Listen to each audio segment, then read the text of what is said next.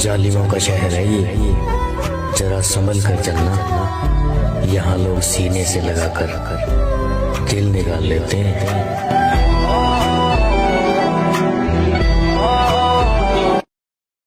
मेरा आज के दुकान से एगो लहंगा एगो साड़ी ले लेनी हो। ए तो हमरा लगे पैसा कहाँ बा? नइखे तो चेमनी पर खट के दे देम। तो अब तोर शौक पूरा करे खातिर हम चेमनी पर खटी। मदोना चल चल चल तोरा माई से कहतानी ऊपर रोके दे देना पखरे कहबी। सत्यनारायण बाबा के प्रसादी हो कि बांट दी। हो सब खजिए मारे के कइले रहू गिरिया चल जाइबू जान ससुर करी के भिक्रिया ए बेओ।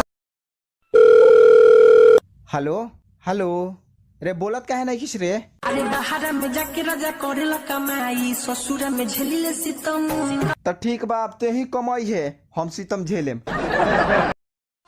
सुनो, मुझसे किया वादा तुम तोड़ के जा रही हो, लेकिन एक और वादा किया था तुमने मेरी माँ से। क्या कहूंगा मैं उससे? कह दी के कोनो लड़के के साथे भागनी।